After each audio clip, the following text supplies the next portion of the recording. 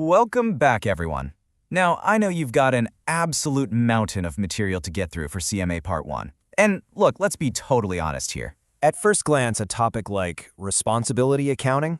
Yeah, it sounds a little dry. But stick with me because it's actually the literal heartbeat of how massive corporations stay organized. Grasping this is an absolute game changer for your exam success. We're going to break this whole thing down together, step by step, until it's just second nature to you. Let's get into it. So here's our roadmap for this explainer. We're starting with the responsibility tree, then we'll hit cost, revenue, profit, and investment centers. Finally, we'll wrap up with some absolutely crucial CMA exam strategy. I promise, this stuff is incredibly logical once you see the big picture. Okay, let's dive into Section 1, the responsibility tree. To really get why these centers even exist, we gotta look at how decentralized organizations actually operate in the real world. At its core, responsibility accounting is basically just a guidebook asking who is responsible for what. It's all about fairness, right? I mean, think about it. It wouldn't be fair to chew out a manager over a drop in profits if that manager literally only controls expenses. You can't hold someone accountable for something they can't even touch. That golden rule of fairness is exactly why we chop businesses up into these different areas. A really great way to picture this is like a giant tree. Imagine the CEO is the trunk. In a massive multinational company, the CEO simply can't watch every single penny or micromanage every daily transaction. It's just physically impossible. So they delegate. They push that power outward to the branches, the different departments and business units. These branches are our responsibility centers, and the specific type of branch depends entirely on what that manager actually has the power to control. Moving right along to Section 2, cost centers. This is really the most foundational building block we have. So what is it? Well, a cost center is exactly what it sounds like. It's a department that brings in zero revenue. They aren't out there hustling for sales or bringing outside cash into the building.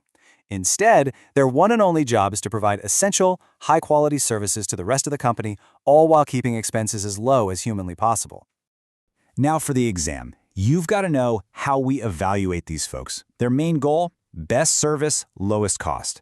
The metrics you absolutely need to memorize here are variance analysis, comparing actual costs to the budget, and efficiency ratios. Think about your HR department, the legal team, accounting, or the maintenance crew. They're keeping the lights on and the whole operation running smoothly, but they aren't ringing up the cash register. All right, listen up, because as your teacher, I have to give you a massive pro tip here. This is a classic CMA exam pitfall. A cost center manager should never, ever just slash costs at the expense of quality. Imagine if your IT department decided to just stop fixing computers so they could come in under budget. The whole company grinds to a halt. The exam loves to test this behavioral trap. Cost cutting is great, but only, and I mean only, if the required level of service stays intact. Okay, Section 3, revenue centers. We're shifting gears now to the exact opposite side of the spectrum. A revenue center is completely obsessed with top-line growth.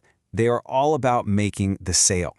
But here is the crucial distinction you need to remember. A revenue center manager doesn't decide how much it costs to make the product.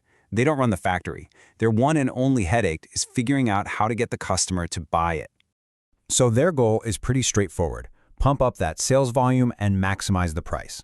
When you're sitting in that testing center, I want you to instantly link revenue centers with two specific metrics: sales price variances and sales volume variances. The absolute classic example they'll throw at you in a multiple choice question is a regional sales office. But, there's always a catch, right? Because these managers are judged so heavily on the sheer volume they move, they're often super tempted to just hand out massive discounts to push more units out the door. But they really have to be careful. If they discount too much, they could completely trash the company's brand prestige or wipe out the profit margin. That push and pull between volume and price, that is exactly the kind of juicy nuance the CMA exam is going to test you on. Let's move on to Section 4, profit centers. Let's see how all of this builds into our first major level up in managerial responsibility. This brilliantly illustrates the shift in mindset. Remember, a cost center only cares about expenses, but a profit center manager, they have to balance the scales. They are on the hook for revenues and costs, and that gives them a whole lot more strategic flexibility. For instance, they might actually choose to spend a ton of money on a massive marketing campaign, which obviously drives up their costs, if they're confident it's going to bring in a massive wave of new revenue. By definition, a profit center is responsible for its own bottom line. They're managing both the money coming in and the money going out. Just picture an individual McDonald's franchise, or maybe a specific local branch of a huge bank. That branch manager has to stress about paying the tellers and keeping the lights on, sure, but they also have to hustle to bring in new deposits and issue new loans. The ultimate goal here is to maximize their specific segment's contribution margin or operating income. And guys, please lock this into your memory. The absolute holy grail metric for evaluating a profit center manager is the segmented income statement, period. If a question asks how to evaluate a profit center, your eyes should immediately start scanning the answer choices for segmented income statement.